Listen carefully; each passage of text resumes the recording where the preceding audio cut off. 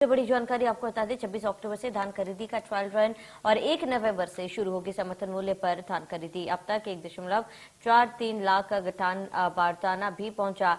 समर्थन मूल्य पर धान खरीदी होगी। 28 अक्टूबर तक ट्रायल रन खत्म होगा। धान खरीदी के लिए 5.50 लाख गठान बारदानों की जरूरत है। अब तक 1.46 लाख बारदाना ही राज्य सरकारों को मिले।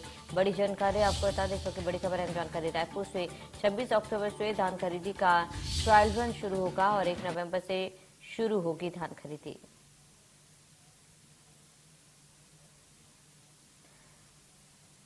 और ज्यादा जानकारी के लिए दीपक विश्वकर्मा हमारे साथ लाइव जुड़ चुके हैं। दीपक, क्या कुछ पूरी जानकारी धान खरीदी को लेकर, किस तरीके से ट्रायल किया जाएगा? देखिए, सरकार की महत्वाकांक्षी योजनाओं में से एक है धान खरीदी।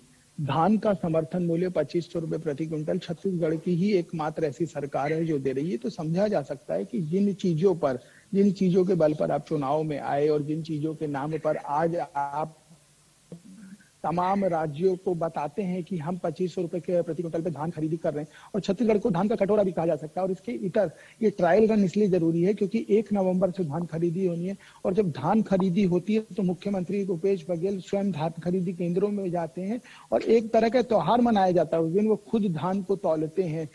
जो ऋण पुस्तिका है उसमें धान आवक जावक का जो रजिस्टर है उसमें धान की एंट्री करते हैं। तो ये पूरी प्रक्रिया को मुख्यमंत्री भूपेश बघेल खुद भी करते हैं। तो समझा जा सकता है कि इस पूरी कवायद से पहले, चूंकि देखिए 2500 रुपए प्रति क्विंटल दिया जा रहा है, धान की खरीदी होती है तो इसको त्योहार के रूप में बनाया जाता है। तो कोई चूक ना हो, कोई गलती ना हो, किसी चीज की कमी ना हो, कोई शॉर्टेज ना हो और बाहर से धान ना आ पाए, बाहर से जो धान है वो ना आ पाए। क्योंकि जब धान खरीदी होती है तो बात की जाए मध्य प्रदेश की, उड़ीसा की, उत्तर प्रदेश की, झारखंड की और महाराष्ट्र के जो कुछ इलाके हैं, 5-5 जिलों से छत्तीसगढ़ लगता है, 5-5 राज्यों से छत्तीसगढ़ लगता है। तो वहां से तमाम बार ऐसी शिकायतें आती है कि वहां के लोग भी धान बेचने के लिए, वहां के लोग भी धान आयातित कर रहे हैं।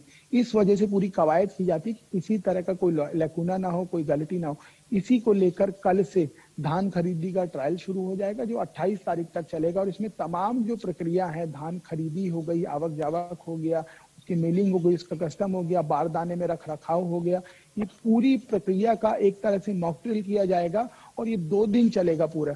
उस बीच में कोई भी कमी हो जाती है या कोई भी गलती होती है तो उन सब का ध्यान रखा जाएगा, ताकि कोई गलती जब धान खरीदी की प्रक्रिया शुरू हो उस समय ना दोहराई जाए। तो जो चूक होगी उस चूक को सुधारा जाएगा, और ताकि वो जो पूरी प्रक्रिया है उस प्रक्रिया में वो गलती ना दोहराई जाए। उसके तरह अगर बात की जाए तो 110 लाख मीट्रिक टन का इस बार लक्ष्य रखा गया है।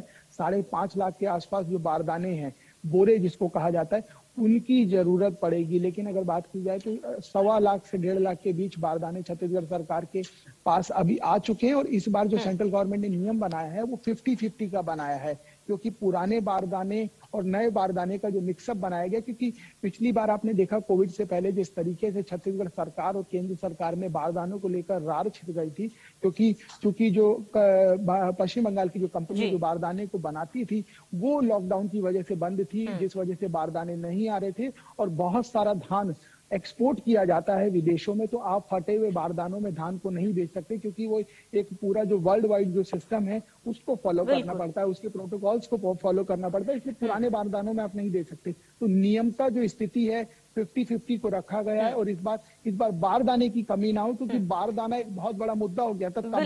बिल्कुल इसीलिए कहने के दीपक ट्रायल जो है किया जा रहा है ताकि 1 तारीख को धान खरीदी शुरू की जा सके। फिलहाल दीपक, तमाम जानकारी के लिए आपका बहुत बहुत शुक्रिया।